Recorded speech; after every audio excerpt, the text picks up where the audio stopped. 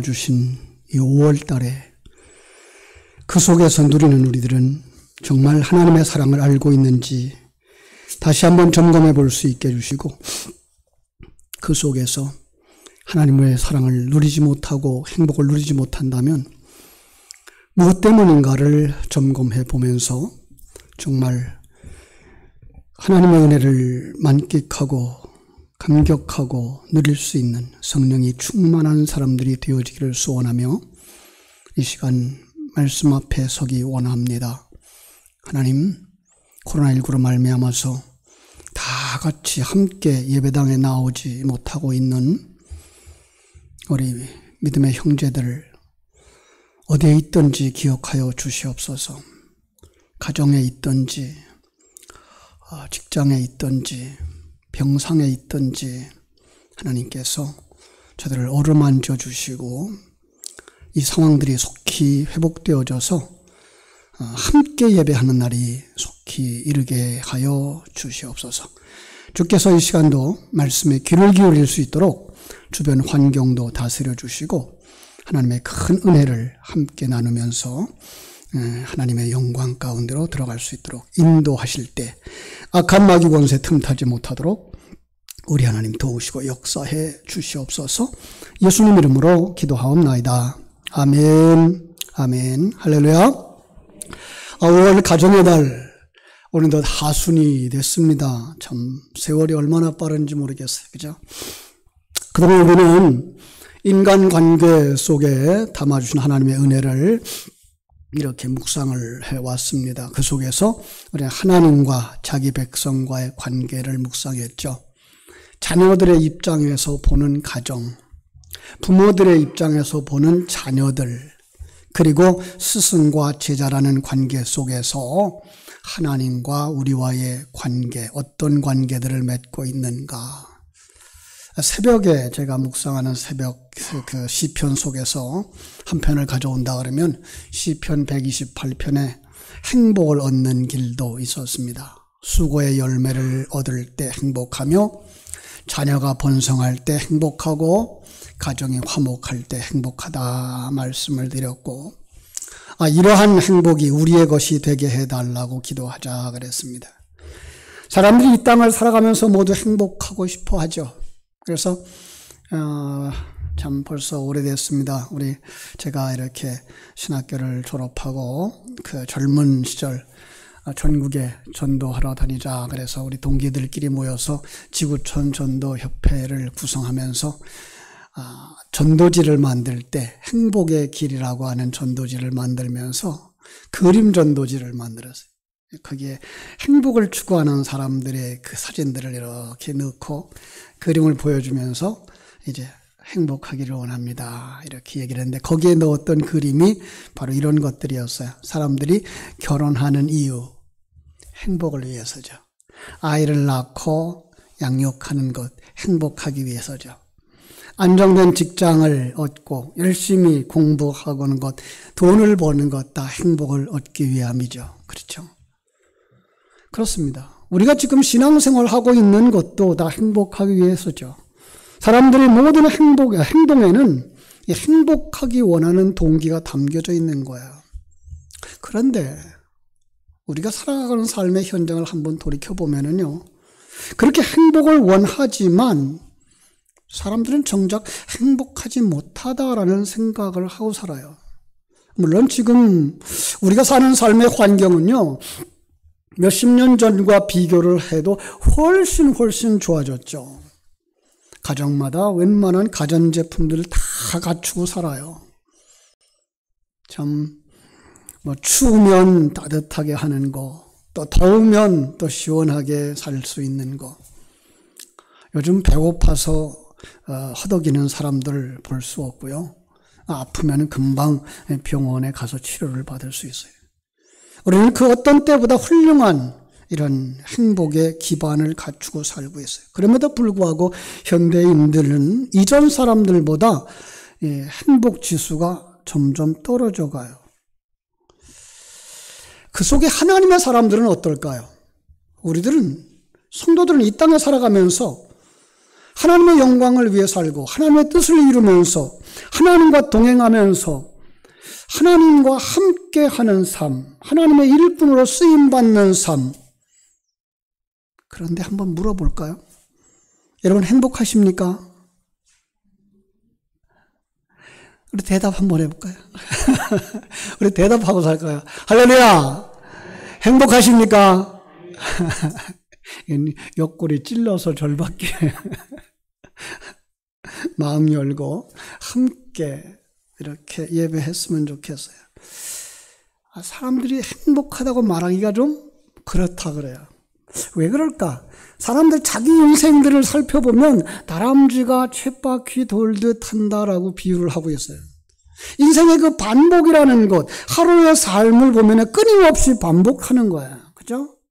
아침에 일어나서 밥 먹고, 직장 있는 사람은 직장에 출근합니다. 학생들은 학교에 갑니다. 그죠? 농사하는 사람들은 들판으로 나가죠. 그죠? 그리고 저녁이 되면은요, 집으로 돌아와요. 저녁에 씻고, 그리고 저녁을 먹고, TV 앞에 앉아있다가, 그리고 잠을 잡니다. 이게 보통 사람들의 일상이에요. 반복되는 일상을 살다 보니까 사람들이 매너리즘에 빠지게 되는 경우가 많습니다. 늘 대하는 사물들, 계속 바라보는 것이나 매일 가까이에서 만나는 사람들과 반복되는 일상에 큰 흥미를 느끼지 못해요. 결혼 전에는 그렇게 사랑스러운 아내, 그렇게 믿음직하던 남편, 그냥 평범한 여자고 남자일 뿐이라는 거예요. 어제 했던 일, 오늘 하다 보니까 그게 뭐 흥미로운 것도 아니고 신비롭지도 않고 그냥 일상생활 속에서 삶이 어떻게 돼요? 점점 권태로워져 가는 거죠. 아무리 열광했던 일이라지만 시간이 지나면 감동도 식어버리고 마는 거예요. 그래서 그런 시기를 뭐라 그래요? 권태기라고 그러죠. 삶이 식상해지면 사람은 점점 게을러진다 그럽니다. 많은 사람들이 반복하는 삶에 구속되어져 간다 그래요. 그래서 일의 노예가 되어져 간다 그래요. 자신이 갇혀 있다는 생각, 일의 종이 되어져 갔다는 생각, 그 부정적인 감정에 지배를 받게 되니까 쉽게 짜증을 내요. 무료하게 반복되어지니까 지루해지는 삶, 그러다 보니까 만성적인 권태에 빠지고 우울증에 빠진다 그럽니다. 내 얘기를 하는 것 같지 않습니까? 참 이럴 때에 적절하게 일상의 지루함을 풀어내지 않으면 삶의 활력을 얻지 못한대요. 그래서 사람들은 종종 일탈을 꿈꾸게 되죠. 그래서 약간 그 일상에서 벗어나는데 그게 뭐예요? 여행을 하게 되는 것이거나 여가 활동을 통해서 스트레스를 푸는 거죠. 익숙한 삶의 자리에서 약간 비켜나 보는 것도 좋은 삶의 활력소가 된다 그럽니다. 일상의 자리에서 떠남으로써 유익을 주는 일들이 있는데 떠남을 통해서 생각하지 않았던 것들을 맛볼 수 있고 경험할 수 있고 더 나아가서 자기 자신을 객관적으로 바라보는 시간을 가질 수 있기 때문이라 그럽니다. 그래서 지혜로운 부모들은 자녀들에게 여행을 많이 시킨다 그래요. 너무 한 곳에 오랫동안 머물러 있다 보면 자신을 객관적으로 보지 못합니다. 그리고 곁에 있는 사람의 소중함도 망각하게 되고 매일 먹는 밥에 식상해지고 마는 거예요. 거기에다가 몸이라도 피곤해지면 쉽게 짜증내게 됩니다. 저는 오늘 영상을 이렇게 영상 메시지를 준비하면서 저 영상 메시지 사실은 많이 잘라져 내간 거거든요. 앞에 있었던 부분, 뒤에 있던 부분들 이렇게 보면서 집에 있을 때 엄마가 차려주던 그 음식들, 그죠? 똑같은 밥, 똑같은 반찬, 나물. 그냥 그런가 보다 하면서 먹었고, 심지어는, 먹던 거 또 먹고, 실증 난다고 했었을 그 음식들. 그죠? 그 엄마의 그 솜씨. 그런데 그것이 행복이었다는 것을 잃어버리고 살았던 거죠. 그죠? 어머니의 품을 떠났다가 그들의 삶이 자리에 길들여질 즈음에 다시 어머니의 손맛을 보자, 그 엄마를 다시 만나자 거기에 감격이 밀려오는 모습을 보면서 내 모습이 아닐까, 우리의 모습이 아닐까, 우리가 지금 잃어버리고 살아가고 있는 것은 아닐까. 그래서 우리는 행복을 누리지 못하고 있는 것은 아닐까. 우리의 일상 속에서 왜 행복을 누리지 못할까? 사람들은 행복이라고 하는 파랑새를 찾아서 이것저것 배회하고 다닌다 그럽니다. 그 모습을 오늘 저는 탕자의 이야기 속에서 보았습니다. 탕자, 그리고 그의 형. 이 작은 아들, 돈을 많이 벌면 행복할까 해서 아버지의 품을 떠난 탕자. 여러분, 그가 행복했을까요? 이 비유에서는요, 그는 그냥 허랑방탕 하다가 돼지 치는 자리에 내려가 극적인 상황만 그렸지만은, 여러분, 사람들의 삶의 모습을 그려보면요, 그는 자기 생각대로 행동했고 돈을 많이 벌어보지도 않았을까? 요즘 20, 30, 그죠? 젊은 세대들은 그러기도 한대요. 우리가 알지 못하고 경험해보지 못한 세대를 산대요. 요즘 가상화폐의 세계가 있대요. 어떤 사람들은요, 몇백만 원을 가지고 몇 억을 벌기도 했대요. 그리고 몇 억을 벌었다가 그걸 다 한꺼번에 또 까먹기도 했대요. 바로 이런 얘기예요. 그런가 하면은요, 도박에 빠지는 사람들도 있대요. 그죠? 술에 빠지는 사람들도 있고요. 쾌락을 추구하면서 행복을 추구하는 사람들도 있대요. 이 비유에 보여주는 그 이야기 그대로가 오늘 젊은이들의 세계 속에서 일어나고 있다는 거예요. 이 비유가 보여주는 마지막 이야기는 뭡니까? 그것들이 잠깐 동안은 행복이라 느낄 수 있지만 진정한 행복이 아니더라 보여주고 있는 겁니다. 오늘 본문의 이야기가 우리에게 보여주는 진정한 행복은 어디에 있었냐라고 묻는 거. 여러분, 무엇입니까? 바로 일상의 생활이 진정한 행복이었다. 하나님의 음성이 들리지 않습니까? 여러분, 행복은 찾아가는 것이 아니라 행복은 발견하는 것이라는 거예요. 특별히 하나님의 사람들에게는 일상생활의 삶 가운데에서 이미 하나님이 주신 행복을 찾아내는 것입니다. 하나님이 이미 우리에게 아주 많은 것을 주셨습니다. 이 환경 누가 주신 거예요? 하나님이. 여러분이 사는 환경 누가 주관하고 계세요? 하나님이. 그래서 우리가 일상의 삶을 살아가고 있는 것 자체가 이미 많은 것을 누리고 살아가는 삶인 거예요. 그런데 우리는 그것을 행복이라 느끼지 못하고 도리어 지루한 삶이라고 생각하는 것입니다. 장영희 교수라고 하는 분이 쓴 살아온 기적, 살아갈 기적이라고 하는 책을 보면 거기에 민식이의 행복론이라는 글이 있어요. 이 교수님이 학생들에게 영어를 가르치면서 영어로 작문을 가르치는데 행복이란 무엇인가 대하여서 영어로 글을 쓰라고 하면서 그 주제와 연관시켜서 행복한 잊지 못할 사람 그리고 잊지 못할 그날에 대해서 연결해서 글을 쓰라고 숙제를 내주었어요.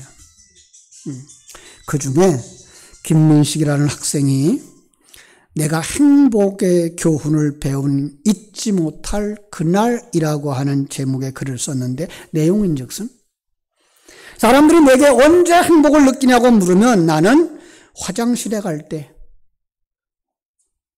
여러분 행복하신가요? 음식을 먹을 때, 걸어 다닐 때라고 답한다. 유치하기 짝이 없고 동물적인 답변이 아니라고 반문을 하지만 내게는 그럴 만한 이유가 있다. 내가 잊지 못할 그날은 3년 전 11월 4일 고등학교 3학년 때이다. 수능 시험 보기 바로 이틀 전이었다. 방과 후에 교실에서 친구들과 공부하고 있는데 수희 아저씨가 뛰어들어오면서 외치셨다. 너희 반 친구 둘이 학교 앞에서 트럭에 치여서 병원에 실려갔어. 그래서 우리들은 곧장 병원으로 달려갔다. 명수와 병호가 온몸이 피투성이가 된 채 응급실에 누워 있었다. 머리를 크게 다친 병호는 숨을 쉬는 것조차 힘겨워했다. 생명이 위태로워했고, 그래서 병호는 수술실로 옮겨졌고, 친구들과 나는 거의 기절 상태이신 병호 어머니와 함께 수술이 잘 되기를 기도했다. 만일 하나님이 계신다면 병호를 꼭 살려주세요.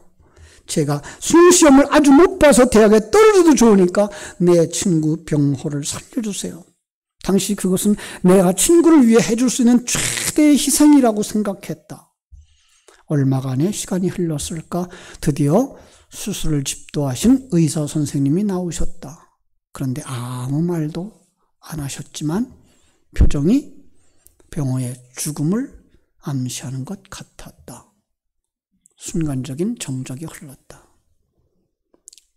바로 그때 응급실 침대에 누워있던 명수가 깨어나서 큰 소리로 말했다. 엄마, 나 화장실에 가고 싶어. 오줌 마렵다고. 나는 그 순간 친구의 삶과 죽음을 동시에 보고 있었다. 한 사람은 이제 이 세상에서 숨을 멈추었고, 또 한 사람은 살아서 화장실을 가고 싶어 하고 있었다. 나는 생각했다. 명수야, 축하한다. 깨어나서 화장실에 가고 싶다고 말할 수 있다는 것은 너무나 큰 축복이고 행복이야. 그리고 그날 이후 행복이란 특별한 것이 아니라 그저 이 세상에서 숨쉬고 배고플 때 밥을 먹을 수 있고 화장실에 갈 수 있고 내 발로 학교에 다닐 수 있고 내 눈으로 하늘을 쳐다볼 수 있고 작지만 예쁜 교정을 보고 그냥 이렇게 살아있는 것이 행복하다고 굳게 믿는다. 그러니까 가끔씩 맛있는 음식을 먹고 여자친구와 데이트를 하고 친구들과 운동하고 조카들과 놀고 그런 행복들은 순전히 보너스인데 내 삶은 그런 보너스 행복으로 가득 차 있다. 이 장영희 교수는요, 민석이가 쓴 글을 보면서 도리어 제가 선생님에게 가르쳐준, 제자가 선생님에게 가르쳐준 행복이라는 말을 거기다가 덧붙였어요. 그러면서 그 글의 마지막에 온몸이 마비되어져 있고 입만 움직일 수 있는 부족화가 있죠. 이상열 씨라고 하는 분이 입으로 그 힘을 들여서 글을 쓴 한마디 글이 거기에 실려져 있었어요. 새해에는 더도 말고 덜도 말고 손가락 하나만 움직이게 하소서. 저도 거기다 숟가락을 하나 더 얹었어요. 주여, 오늘 나의 일생에서 내가 행복한 사람인 것을 발견하게 하소서. 사랑하는 여러분, 우리가 일상이 행복한 자리인 줄 알고 그 삶에 충실할 수 있다면 하나님은 우리의 삶 가운데에 더 놀라운 일을 나타내실 줄로 믿습니다. 그런데 안타까운 것은 그걸 보지 못해요. 오늘 본문의 탕자만 어리석은 것은 아니었어요. 그 형도 어리석은 것이었어요. 아버지와 함께 사는 삶, 엄마가 지어주는 밥, 맛있는 밥을 먹으면서 매일 반복되지만 양을 치는 삶, 농사하는 삶, 거기서 행복을 찾지 못한 거예요. 그래서 동생이 돌아왔을 때 잔치하는 아버지 앞에서 불평하고 있었던 거예요. 불평하는 아들에게 다가오신 아버지가 그 아들의 어깨를 두들기면서 하는 말 뭐라 그랬어요? 얘야, 너는 항상 나와 함께 있으니 내 것이 다 네 것이 아니냐? 사랑하는 성도 여러분, 일상생활 속에서 행복을 누릴 수 있는 성도들이 되기를 주님의 이름으로 축원합니다. 우린 복 있는 사람들 아니에요. 우린 구원받은 사람들 아니에요. 이 세상에 수많은 사람들, 죄값으로 말미암아 지옥에 던져질 수밖에 없는 처참한 환경 속에서 천에 하나 만에 하나 택함 받았고 하늘 생명 받았고 성령 받았고 거듭나서 이제 하나님의 자녀가 되어졌고 이 세상을 떠나서도 하늘나라에 가며 이 세상에서도 하나님과 동행하고 있는 하나님의 자녀들이 아닙니까? 그런데 왜 우리는 하나님이 함께하는 이 삶 속에서 행복을 느끼지 못하고 사나요? 어떻게 하면 우리의 삶의 자리를 행복하게 만들 수 있을까요? 먼저 한번 세상적인 가치관처럼 비교를 통해서 한번 찾아보자고요. 내가 지금 누리고 있어야 할, 감사할 수 있어야 할 것들. 그죠? 여러분, 주님은 이렇게 말씀하셨어요. 범사에 감사하라. 하나님은 그냥 억지로 감사해 이렇게 말씀하신 것이 아니라 감사할 수 있는 조건들을 얼마든지 주셨다는 거예요. 충분한 조건을 주셨기 때문에 우리는 감사할 수 있다는 거예요. 지금 뭐라고요? 세상적인 가치관 가지고 비교해 보자는 거예요. 저 아프리카 사람들과 비교해서요, 우리는 지금 잘 살고 있어요. 저 북한 사람들과 비교해서 우리는 잘 살고 있어요. 얼마 전에 12살 어린 나이에 탈북을 해서 한국에 온 29살 김은주 씨, 북한 인권운동가가 되어져 있는 이 김은주 씨가 강연을 들어본 적이 있어요. 강연의 제목이 평범한 삶이었어요. 북한에서 태어난 이 청년은요, 극심한 식량난에 자식들을 먹이고 아내를 먹이느라고 굶주려서 영양실조에 걸려 돌아가시는 아버지의 죽음을 목격했어요. 그리고 언제 자기들이 굶어 죽을지 모르는 불안감에 11살 나이에 유서를 쓸 수밖에 없었다는 상황. 그리고 가족과 탈북을 시도했지만 실패했고 1년 동안 길거리에서 먹을 것을 주워 먹고 훔쳐먹는 꽃제비 생활을 하다가 어렵게 탈북을 성공했는데 죽기 살기로 도망쳐간 중국 땅에서 인신매매를 당합니다. 시골로 팔려갔고 시골에 팔려가서도 먹을 수 있어서 좋았다고 생각했는데 주민의 밀고로 잡혀서 북송됩니다. 그래도 또다시 탈북해가지고 중국에 도망쳐서 불안한 생활을 하면서 9년간의 그 고생 생활 속에서 우여곡절 끝에 한국에 나왔어요. 근데 북한 사람이 한국에 나오니까요, 한국에서 적응하기가 그렇게 힘들더래요. 도움 없는 사람들, 선생님들의 도움으로 말미암아서 대학을 졸업하고 지금 북한 인권운동가로 활동하고 있는데 그의 이야기의 핵심은 평범한 삶, 자신이 꿈꾸는 삶이라는 거예요. 그리고 자기는 그 꿈을 이루었다는 거예요. 그래서 아직 평범한 삶을 살지 못하고 있는 그런 탈북한 사람들을 도와주고 살아가고 싶다는 거예요. 우리는 어떻습니까?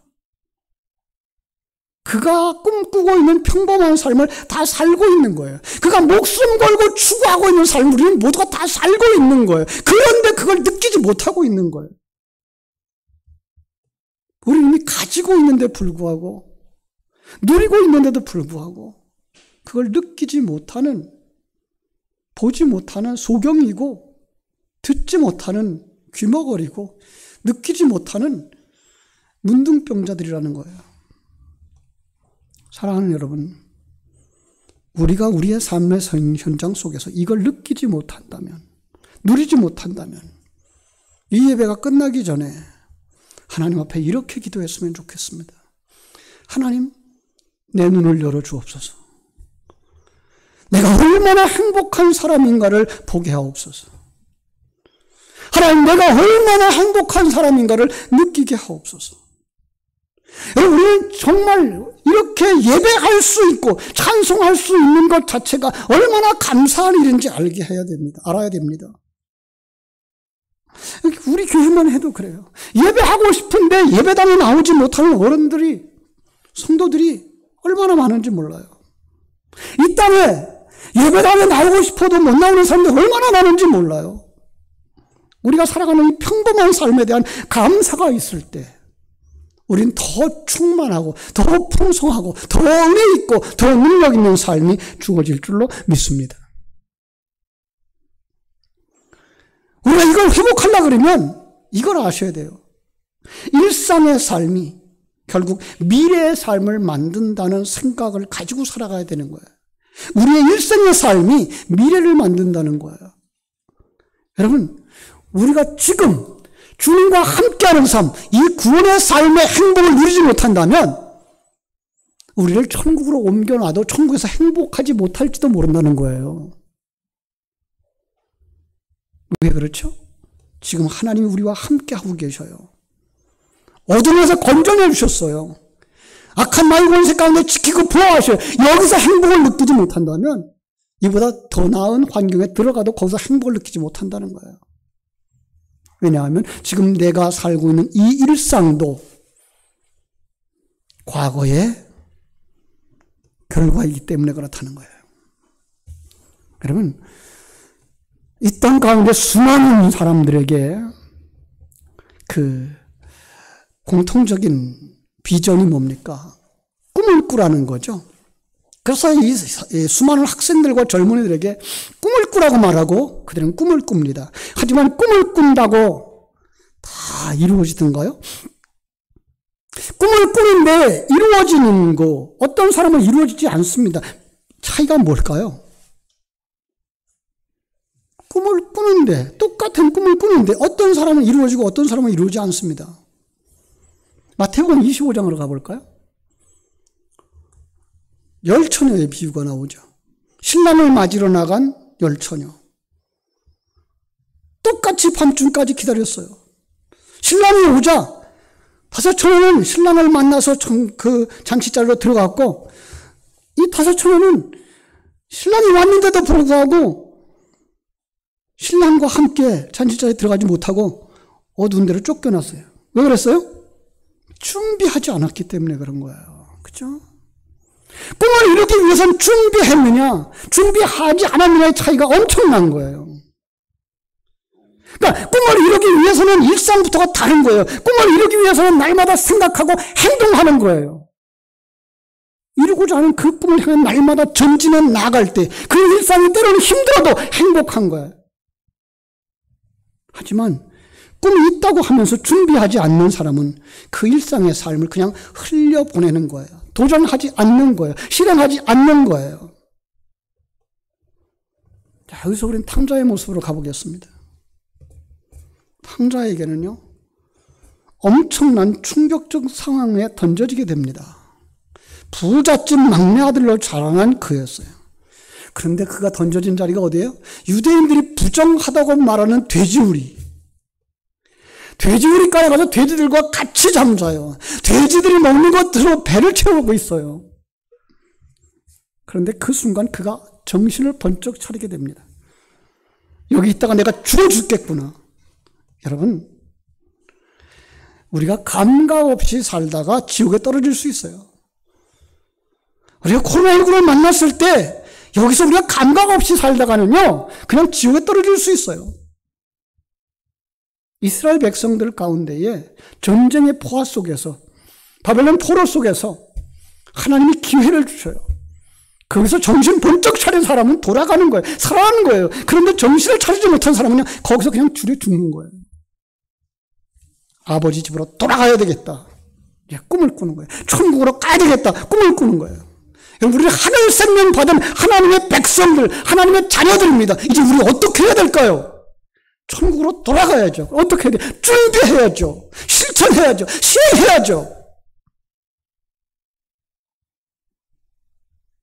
예배의 자리로, 기도의 자리로, 말씀의 자리로. 그러면서 뭐 할 수 있어야 돼요?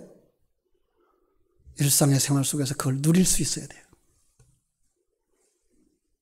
사랑하는 가족과 함께 있는 가정생활 속에서 매일 똑같이 살아가는 삶의 환경 속에서 우리는 하나님의 자녀들이야.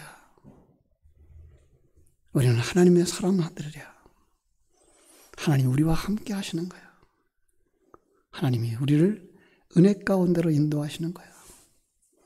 탕자가 아버지 집에 돌아왔을 때 어머니가 차려주는 밥상을 받으면서 그가 행복에 젖어 눈물을 흘릴 수 있었을 거예요. 그 행복, 바로 여러분들이 누릴 수 있게 되기를 주님의 이름으로 축원합니다. 기도하겠습니다. 하나님 우리 아버지, 하나님의 크신 은혜와 사랑을 감사하고 감사합니다. 우리의 감각을 살려 주시옵소서. 하나님 우리에게 날마다 다가와서 말씀하시지만 귀가 멀어서 듣지 못하고 있지는 않습니까? 하나님이 우리에게 날마다 다가와서 토닥여 주지만 우리의 감각이 무뎌져 있지는 않습니까? 아버지 하나님 사모합니다. 일상의 생활 속에서 정말 행복을 알게 하여 주시옵소서. 사랑하는 자녀들 주신 것에 대하여 감사하고, 사랑하는 아내를 주신 것에 대하여 감사하고, 사랑하는 남편 주신 것에 대하여 감사하고, 사랑하는 부모님 주신 것에 대하여 감사하고, 함께 어우러져 일할 수 있는 동료들 주시고 함께 어우러져 예배할 수 있는 믿음의 형제들 주신 것에 대해 감사하며 하나님의 사람으로 만들어가고 있는 이 환경 속에서 행복하여 춤출 수 있는, 행복하여 찬송할 수 있는, 하나님께 영광 돌릴 수 있는, 행복하다고 노래할 수 있는 당신의 사랑하는 귀한 자녀들이 되도록 우리 하나님 축복하여 주시옵소서. 여기서 행복하지 못하다면 천국에 가서도 우리는 행복하지 못할 것이라고 말씀하시는 그 음성에 가슴 치며 그 감각을 살려달라고, 성령을 부어달라고 기도할 수 있는 저희들 되게 하여 주시옵소서. 간절히 소원하며 예수님 이름으로 기도드리옵나이다. 아멘. 아멘. 아멘. 180